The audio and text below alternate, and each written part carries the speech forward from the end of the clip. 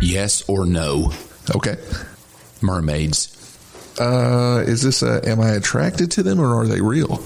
Are they real? Mermaids. No, they're not real. Mermaids are not real. No. So, Soul Crusher Phil. Yes. Every child that listens to this podcast, probably thousands. There's no Ariel? Not in real life. In the movies, there are.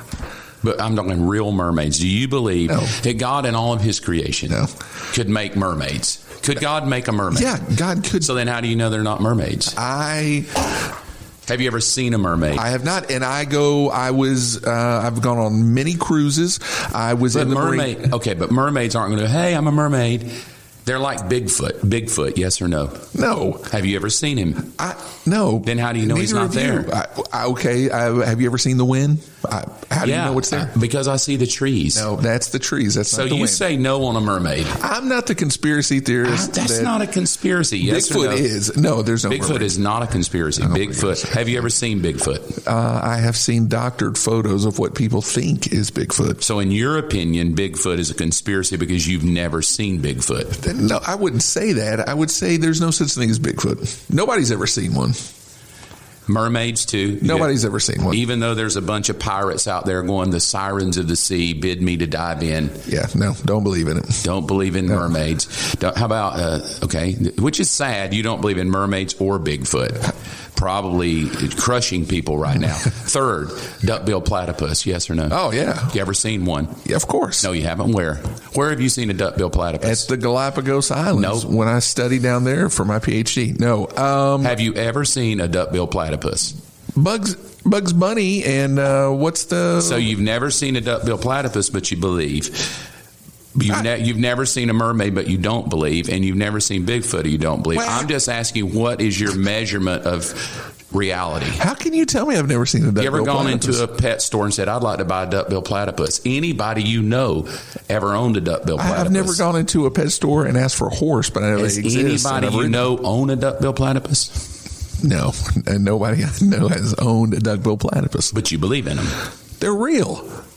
I will get on Google right now. No, I can Google mermaids, That's and there's true. people that are posting videos of little mermaid creatures swimming. I can post Bigfoot videos. They're not real. I've met people that actually look like they could be kin to. Yeah, no, I have to. Yeah, I'll agree with you on that. No, there's no Bigfoot. There's no Bigfoot. If it looks like a duck, quacks like a duck, it's probably a duck. So it's doctored photos and videos. There is no Bigfoot. There are no mermaids. And duckbill platypuses, yes or no? They're out there. They're out, but never have seen one. Don't have a friend that owns one. I am sure that in a zoo, at least, I've seen a duckbill platypus. But you're not certain. I'm more certain that Could have I been am a beaver swimming backwards. No, I know what a beaver is. Have you ever thought about that, the duckbill platypus? Do you think that God, on that day he created those, yes, that he had extra parts, and he's like, let's make something cool, and he just puts a tail of a beaver on the mouth of another beaver, and he's like, what is that? And an angel's like, I don't know. And then Adam names it, and it comes by, and Adam's confused. He's like, beaver? No. Duck? No. Platypus? I don't even know what that is. You ever seen a platypus? I don't even know what one is. Yeah, I was going to say. But Adam named him. Right. Sure. I guess Adam spoke English. I don't know. But duckbill platypus. That's a good question. And so why do you think God made a duckbill platypus? I think it shows a sense of humor. I think God does have a sense of humor. And I think that the duckbill platypus, amongst other animals. Like a mermaid or Bigfoot. If they were real, sure. But God could have made a mermaid or Bigfoot. He could make anything, yes. So he could have made a Bigfoot that is just incredible at hiding. Yes. Like God in his godness is like, hey, I'm going to make a creature that is a professional hide and seek artist because I want humans to try to find him. And so God has made this creature named Bigfoot, Sasquatch. Right. And God in his eternal is just watching us play hide and seek. Right. And he's like, watch this. And we find him and we take a picture, but God is so big that when I take a picture, God blurs the picture. And he's like, see, I just want to keep keep him trying to find my creation. Do you think that God could have made Bigfoot so that we would try to find his creation? Like, this is a big cosmic game of hide and seek, yes or no? I believe that he could. I think that's it. I think God is up there just going, watch this. Yeah, watch this, right? It's cosmic hide and seek. And God is just watching us try to find, because we've never found him. No. We got some pictures, doctored though they are, but that's before Photoshop. Well, and with AI now. Bigfoot's always real with AI. Yeah, you could be Bigfoot. Well, let me ask you this then. Loch Ness Monster, yes or no? Oh, absolutely. Really? He made duck-billed platypus. He could make a big bellied creature with a long neck, like a giraffe, a sea giraffe. Yeah, a sea giraffe. That's what it is. It's a sea giraffe. Okay. And again, hide and seek in the ocean, right? Like, God's having fun here. That's what I'm saying. He's got a sense of humor. Okay, so no on Bigfoot, but God could have made him as a cosmic hide and seek. Yes. Definitely no on mermaids. Yes. And Bigfoot is a definite no, probably for you. And Loch Ness Monster, do you believe in him? Yes or no? No. Adam, how are we friends? I'm not. What do you believe in? Real quick, just an animal you believe in. An animal that I believe God in? created that you're just like, no, I believe in this. I had a monster dog not too long ago. A dog? I believe in the dog. Okay, you believe in dogs? Yeah. Good. That helps. You know what? I have been on safari in Africa numerous times, and so I believe in animals. Ever seen a duck-billed platypus there? No, I don't know that they have them in East Africa. So my final question, rats, yes or no? Oh my gosh, I hope this leads to the story. Yeah. You believe in rats? Yeah, of course I do. They're evil creatures. Theological question. Yes. Why did God make a rat? They serve a purpose. No, they eat spiders, lizards, something. That's a cat. Never mind. But you believe in rats. I don't like them, but I do believe in them. Have you ever seen a rat? I have seen them. Yeah, I've seen them pretty recently. For 2 weeks, I've been telling that I'm going to tell a story of a rat. Yeah. I don't know why God. I have easier time believing God made Bigfoot for me to chase him down and try to find him than God making a rat. Okay. The God on Friday. I don't think the rat was made on Friday. Duck-billed platypus, Friday. God woke up and got some extra parts, duck-billed platypus. Yeah. Saturday, he's having a great weekend. He makes Bigfoot, right? You know? Right. Sunday, it's the Lord's day. It's his day. He can do anything he wants. He makes a sea giraffe. We call it Loch Ness Monster. Monday, rat. Been a long weekend for God, and God just decides going to make me a rat. Or do you think the devil turned a good creature like the serpent? Yes. You know how the devil hijacked the serpent? Yes. What if the rat was cool? Right. And the devil hijacked it. Now it's a rat. I don't know that I see that the rat has ever been cool. Well, I get a phone call 3 weeks ago from my wife. Right. Do you know her? I do. Do you believe she's real? She's a lovely lady. Do you believe she's real? I think she's amazing. She's a real woman. Yes. Do you believe in her? Yeah, I believe in Bigfoot, but you believe in I believe in Robin, yeah. Okay. She calls me. She says, honey, and anytime it starts out, what have I taught you? Get ready, buckle up. She said, oh my God, there's a rat. Right. Here at the office. It's huge. And I say, she's an exaggerator. She exaggerates a lot, right? You know her. I thought the same thing. Yeah. So she's texting the group chat people here at the church. We're all on a group chat. And she texts us, oh my God, OMG, rat, big rat. I'm thinking mouse, size of your pinky probably, and she's freaking out. She even says, I'm not coming back to my office till you handle it. Right. Oh, gosh, priest of the home. You better. So I come in, no rat. I think she's making it up. And so we're having a meeting in her office, and this small dog comes by the door. A small dog. Like a chihuahua. Right. You know what it was? What? It wasn't a chihuahua. It was that rat. Wasn't a mouse. My wife was not lying. It was the size of a midget chihuahua. I have never seen. It looked at me like, what are you doing in my church basement? This is my basement. I freak out. I have a gift of panic. Right, sure. And I'm like, oh my God, she's not lying. That was the biggest rat I have ever seen in my life. It literally looked like a midget chihuahua. And so it just walks down the hall. Sure. So I jump up because I'm going to go Iron Man on this thing. I'm going to find it. It's gone. Cannot find it. But now I know it's here. Right. And so now Robin's like, I'm never coming back to Believers Church again. Ever. I'm going to find somewhere else I'm going to go somewhere else. Going to go to Crossroads. Going to go to Chapel Hill because they don't have rats. Anywhere else. Anywhere. Yeah. I'm going to be Catholic. Right. They don't have rats. We do. So I come to work. And when I come to work, I'm sitting, my office is in the basement, right? So I'm in the basement and I hear something doing that. And I'm like, oh God, it's the rat. I'm down here by myself. You're nowhere to be found. I can't, I'm freaking out like it's going to kill me. It's going to eat me. So I hear something come down, like it's coming down like this is what I hear coming down the hallway. Right. And I'm like, what is this? So I get up out of my desk. You know what he's doing? What? This midget Chihuahua rat has gone into the candy jar and he's dragging a bag. Right. I'm not talking about a Jolly Rancher. I'm talking about a full bag of gummy bears. He is dragging the bag down the hallway. Right. Like, he's thinking, I have struck gold here. Of course. Like, I am in heaven. This was rat heaven for him. Right. He walked by my office, saw me looking at him, and kind of gave me a wink like, thanks for the candy.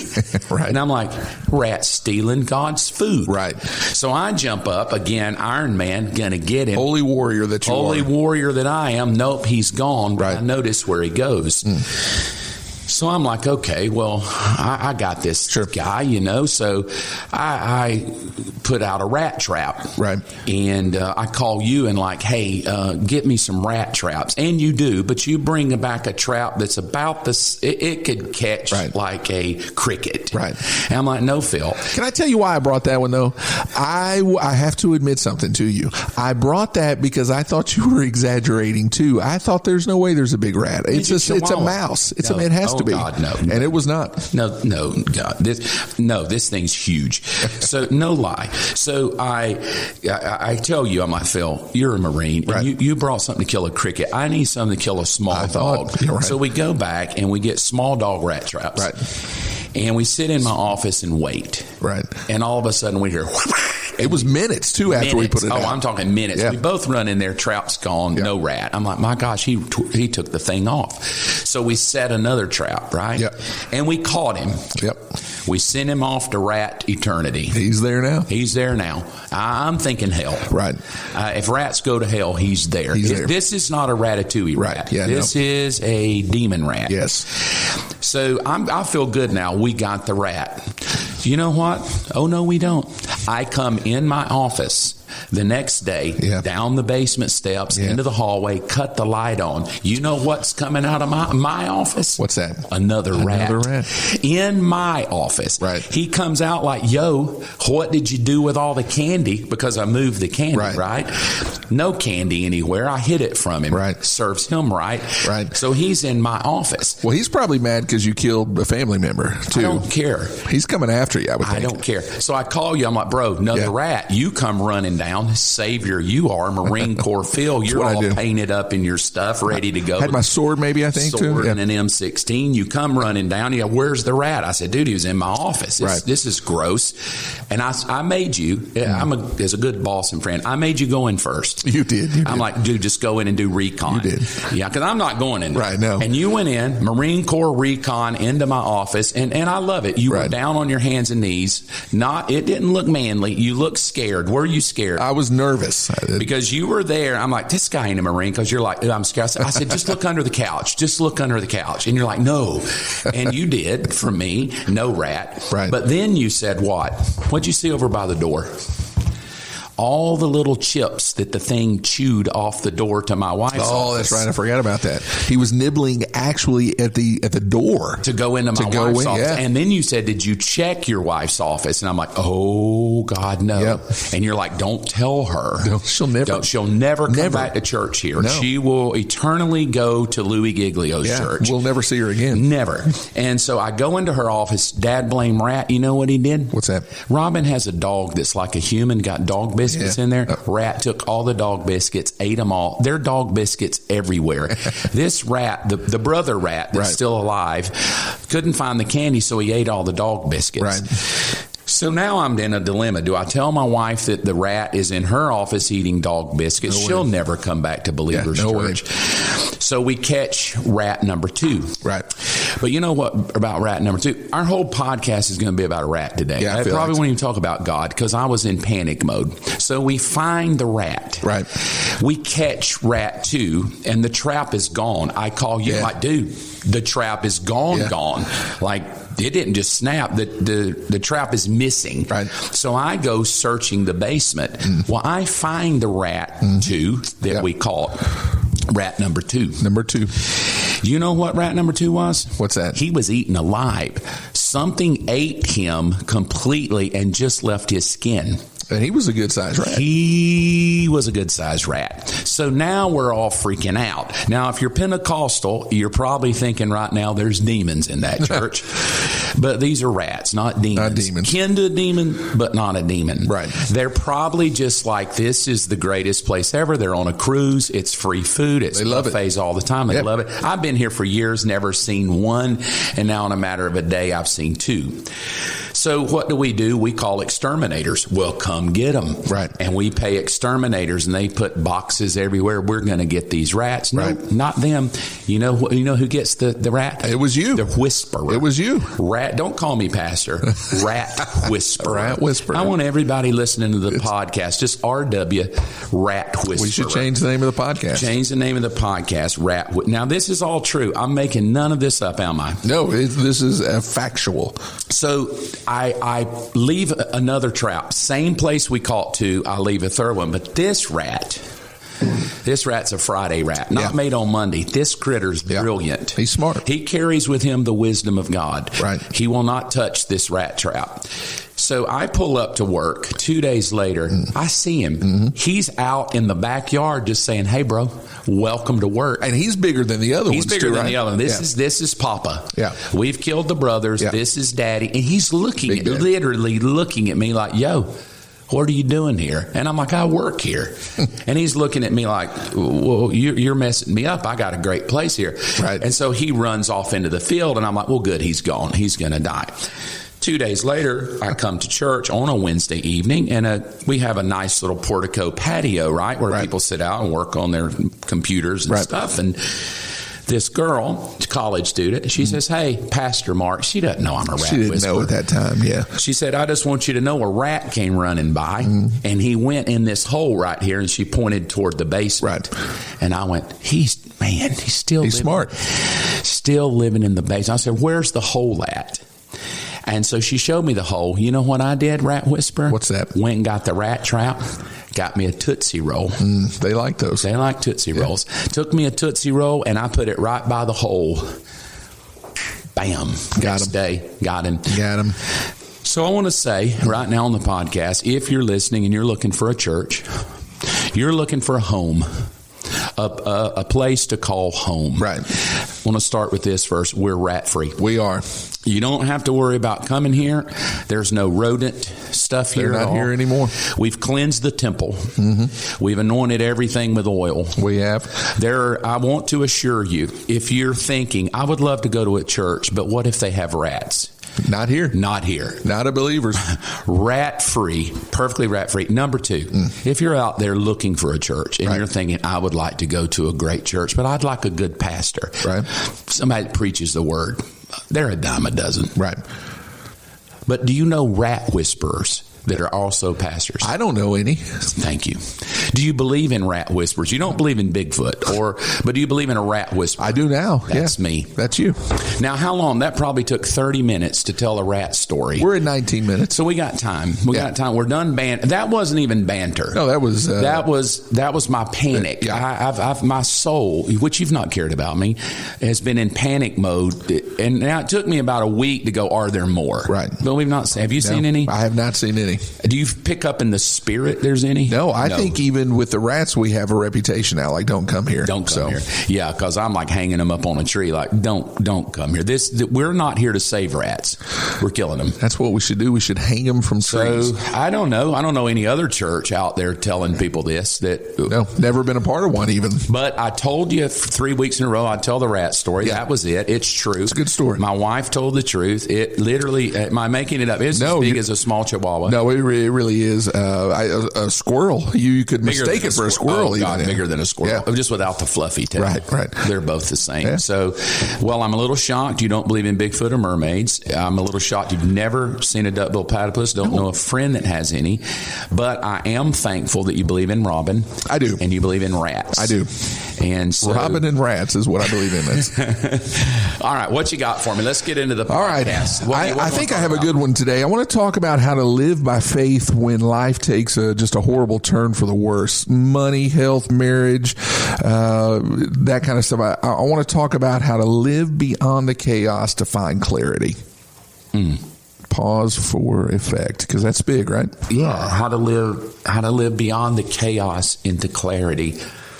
I think the way I would open up to say this, you know me, I'm a Genesis guy. Yeah.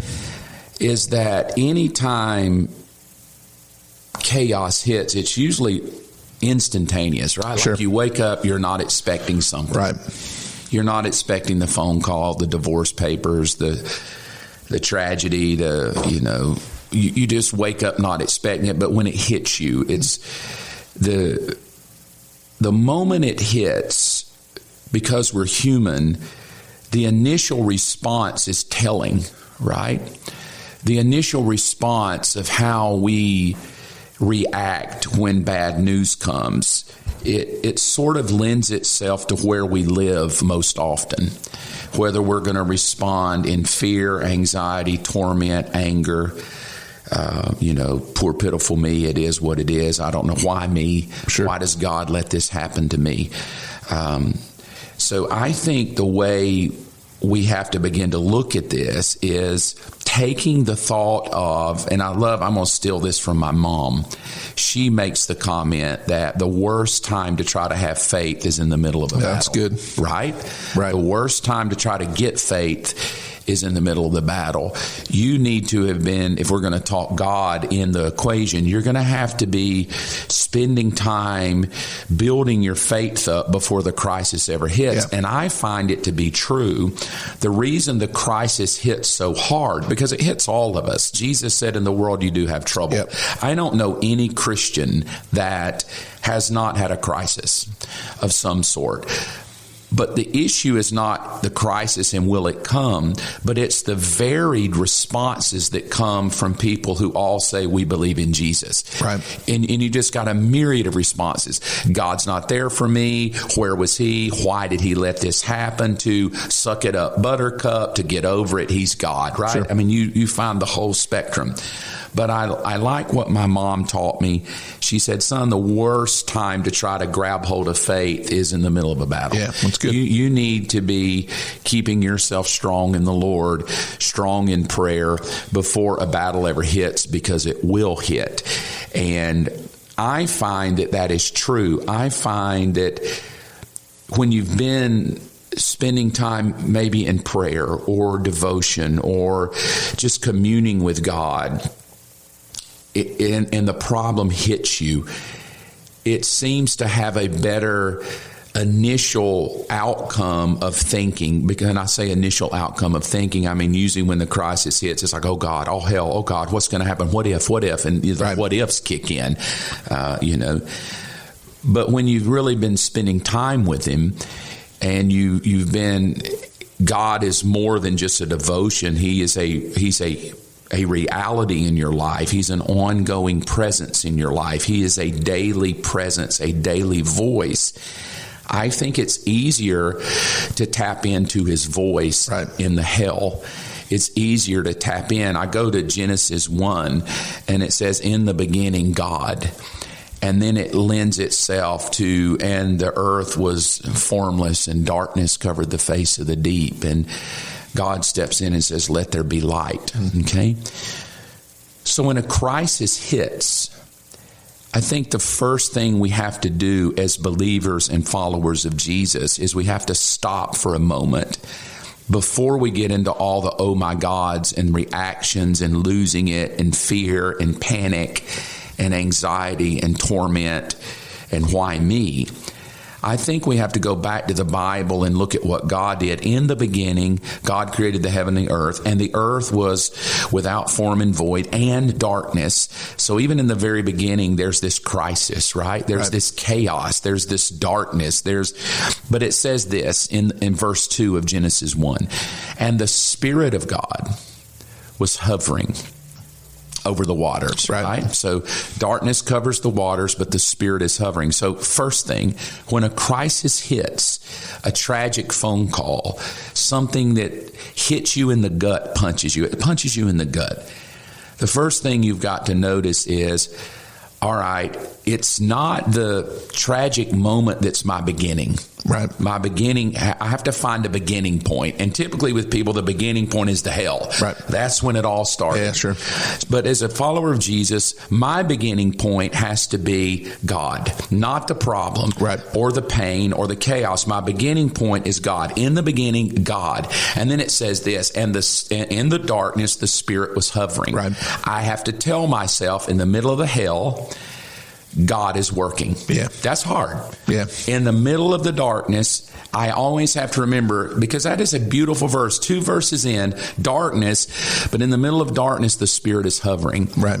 And I find a lot of times in the middle of dark things that hit our life, where we lose, I love how you opened, you were talking about going from chaos, right? Right. In the middle of the chaos, trying to find clarity, we miss God. We cease to see that He's in this equation of hell. And I know it's in the reality and the psychology of it. It's like, I don't see God anywhere in this, right? Which is true. In the tragedy, you're not probably going to see initially God in the tragedy. But I love what verse 2 says. He's hovering above it. Good. So I believe at anything that comes at us, in any trouble, I believe that when the trouble hits and the darkness is looming, I believe that God is hovering. I believe He's sitting above it. And I believe He wants me to tap into that. Verse 3 is the tap in. And God said, let there be light, and there was light. And God separated the light from the darkness, and He called the light day, and He called the night darkness. He separated light from darkness. And so I think the second thing I find in the middle of a tragedy is, number one, I've got to begin with God and not the problem. Number two, I've got to realize in the middle of it, there is God. He's not abandoned me. He's there with me. He may be hovering. Nothing is happening. He's just in hover mode, but He's there. Number three, let there be light. There has to be my response that is the God response versus the reality response. Sure. Okay, the reality response is there's darkness. The God response is, okay, well, let there be light. So I think at any tragedy, the first things we have to do is we have to go, all right, I can't be defined by this moment. I got to begin with God. In beginning with God, in this chaos, I have to believe that He's not abandoned me. And in the middle of this chaos, I'm going to have to speak to the reality that I want to see versus the reality that I am seeing. Sure. I'm seeing darkness, but the reality is, let there be light. And that's that faith I think my mom was talking about, that it's very difficult in the middle of darkness to find light. But what does John 1 say? In Jesus was light, and His life was the light of men. So there's something about a relationship with Jesus that your life has light. So in the middle of the tragedy, you've got to say, all right, here's the reality, darkness, but here is God's reality, light. And so you have to begin to live God's reality. God's reality is this: He works all things together for His good. Yep. I'm going to go way back real quickly. And by way back, 2000 and I guess 11 or 2012, I believe it was, you gave me a phone call. Yeah. You were distraught. Yeah, I was upset. You were crying. Yeah. And I'm like, dude, What in God's name? I think you said I was your first phone call. You were my first. I walked out and called you as I was walking to my car. Well, I remember that day very well. Tell me what happened and how you got through it. Yeah, I was serving at a great church, and I was the worship leader there, and we had been there for a few years, I think it was, and 2, maybe 3 months before Christmas, I had their executive pastor walk into my office and say, "Hey, we have to let you go immediately. Just we don't have the funds anymore. We can't pay you." And my wife, we had just had a baby. We just had Sophia, and she was 2 months old, I think it was. And so here I am 2 or 3 months before Christmas, being let go from a place I loved, and having a baby at home. My wife still recovering from having a baby, and me having to walk in a couple months before Christmas and say, I have no job and I have no idea what we're going to do. All right, so there's the crisis. Yeah. There's the darkness. I was on my computer. It was a Wednesday because I was getting ready for that Wednesday night service. I mean, out of the blue, it was a gut punch that took me off my feet. Yeah. Don't have the money to pay you. No. Got to let you go. Yeah. Brand new baby. Yeah. Enjoy Christmas. Yeah. What do you do? Well, you're still in. Here we sit 10 years later. Right. You're still in ministry. Yeah. You're not bitter. No. You're not ticked off. How did you handle that moment where life gut punched you? I'm sure. I mean, I remember our conversations. Where's God? Why me? Yeah. Right. All of that. How did you get through it? You know, I picked up the phone. I called you, and I went home. And it's funny now looking back on it, but when I walked in, I apparently looked pretty distraught. Alicia was holding the baby, and she said, when I came in, she said, I literally was like, what? I thought your mother had died or something horrible had happened, because you just looked upset. You'd been crying, and I'm not an emotional guy. I don't really cry a lot. And so she said, man, I thought that somebody had died, your mom, somebody. And so I told her, and we both shed a tear and said, well, what are we going to do? And this isn't spiritual, but I guess it kind of is. It's from the Marine Corps. One of the things they teach you in the Marine Corps is you go off the last orders that you were given, no matter what. Like the last thing that you know to be true is what you do in the middle of battle. And so what I told Alicia was, I don't know. We're going to stay, and I'm going to wake up tomorrow morning, and I'm going to find a new job. I'm going to go out and do what I need to do. And there's that verse you said it a minute ago, that all things work for the good of those that love him. But the end of that verse is, and are called according to his purpose. And I knew that I was called, and I knew that I was supposed to be there. And I knew that I knew what I knew. And so I ended up working 70 hours a week as a security guard, actually. And the guy was from the church and paid me under the table. Just to make ends meet. But then because we set our kind of foot to the ground and said, no, this is what we're doing. We do trust in God. It's hard. There was belief is such a strong thing, right? In the Middle East, the guys over there, I've had buddies that have gone over there, and their belief in what they're fighting for is so great that the cost of a human life is that of a dog. But it's all because of a belief, in what they're fighting for. And so I feel like belief is very strong. And so, but our belief in what God was doing for us was just as strong. And so, man, we had the craziest things happen. We got checks in the mail. We had bills that we had apparently overpaid, and then we were getting refunds back. Of course, we had, church people that just loved us, and we made it through. And like you said here, we're 10, 12, 15 years later, whatever it is, still in ministry, still go through things, but there's a belief that I have in what I'm fighting for, that no matter if I don't have money, if I don't have, I'm still going to wake up, and I'm still going to go in, and I'm still going to fight. And so this may sound harsh, but when you get knocked down, man, you don't have time to just stay down. You just got to get up and keep going. And that's what we did. We have that belief. We held on to that scripture, called according. It works together. If you love him, but you're called according to his purpose. And we knew that to be true in our lives. And so that's how we faced it and got through it. Yeah, I think the gut punch, when you get gut punched by something that you're not expecting, and some things maybe can change and some can't. Sure. In that gut punch, I think getting up every day with purpose is the most critical thing you can do, because it says I'm not going to be defined. Yeah, that's good. I'm not going to be defined by this hellacious moment. And I'm not going to think that God has put this hellacious moment on me. It is the world. We all have it.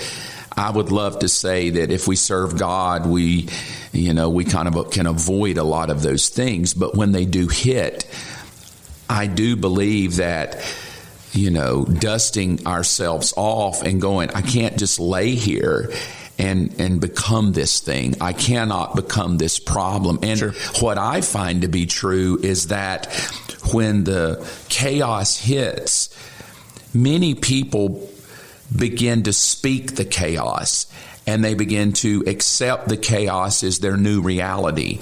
And they miss that. I don't know who this is for, but that verse 2 just won't leave my heart. That Genesis 1 verse 2, and darkness covered the face of the deep. What a tragic moment. Sure. You're God, and darkness covers the face of the deep. And then it says, and the Spirit was hovering. That's good. And I do know that there are times in life where we go, where is God? Why isn't He working? Why hasn't He fixed this? Why did He let this happen? Why is this darkness coming after me? And so we withdraw rather than getting up going, no, I'm not withdrawing. Right. I'm going to keep going. I may have to work 70 hours a week, but dear God, I'm blessed. The blessing of the Lord is mine. And God, I have a relationship with God prior to this moment, prior to this hell coming in my life. But I do feel this is for somebody listening. It's very difficult to get up every day and press through when the pain of life is just waking up with you. Yeah. Right? You wake up, it wakes up with you. The memory wakes up with you. The hurt the bitterness wakes up. Sure. The skepticism wakes up with you. And you just are like, it is what it is. I just want to encourage you. The Bible starts out with the Spirit hovering. And I think that's God's way to let us know that even in the middle of dark things and chaos, when life doesn't make sense at all, right? Why me? Why this? There is this Spirit that is hovering. And I always like to remind myself of this. It helps me get through the moment. I just need to focus on the Spirit that is hovering. And by that, I mean, God is working. I may not see Him working. I may not even feel like He's working, because I love the way one translation puts it, that word hover means to flutter. Right. Take a butterfly that's fluttering. You really don't see the effects of it, but it's there. Right. That God is there even when we don't see the effects of Him. Yeah, that's good. God is there even when I can't see Him because it's dark. So my way to overcome it is when the gut punch comes, rather than that being my beginning of this new chaotic life, this new hell, this new mantra of it is what it is, this new mantra of why me, oh my, poor pitiful me. I have to begin with, no, yes, this is a reality. Yes, it hurt. I hated it. I didn't want to go through it. However, I'm going to believe that in the middle of this chaos, God is hovering, and I'm going to tap into that thing. Now, because I believe He's hovering, He's in it, He's with me, it's going to make Mark get up every day. It's going to make Phil get up every day. Hey, I'm working 70 hours here, but I know God is getting up with me, and I know God is going to work. And so God is. You even said He's having people give and help. Yeah, and the body great. of Christ is coming together for us. I think I could go a long time on it because it's a process, but I think with any negative news, the negative news that you've got a bad health report, you got several months to live, the negative news that your marriage is over, I think when those come, I would like to say these quick things. Number one, let your beginning be God and not the problem. Acknowledge the problem and go, let me begin with God, because in this crisis, I'm going to have to begin with God. I'm going to have to begin with God and the crisis at the same time. Number two, I'm going to have to realize in the middle of it that God is there. So I love it. I got to tap into that, right? Yeah. I got to tap in to find that reason to get up, that purpose, because God is working. And number three is verse 3, let there be light. I have to speak to the truth of what I believe and not whine about the reality of what I see. I'll say that again. I've got to speak to the truth of what I believe rather than whine about the reality that I see. If I just start there, the likelihood that I'm going to have a much better outcome where I could say what you're 10 years removed, God did work all things together for good. He did. He opened up doors for you. He's blessed your family. He's blessed your children. And that'd be where I would land it. So thank you. Man, thank you for this week, and we hope it blesses you. We hope that what we're sharing with you touches your life, gives you some insight on how to grow old with zero regret. Hey, if you've got any questions that you would like to do, you can reach out to us and let us know. We would love to hear. You can comment on the social media platforms where there's comment, and we would love to hear from it. Phil and I, as always, will see you next week. We pray you have a great week. I pray you put this into practice. Never let the chaos rob you from God's clarity. Never let the darkness cause you to miss that God is working and moving even when you don't see Him. And hey, speak the reality of God and not just whine about the problem. Have a great week. We'll see you next week.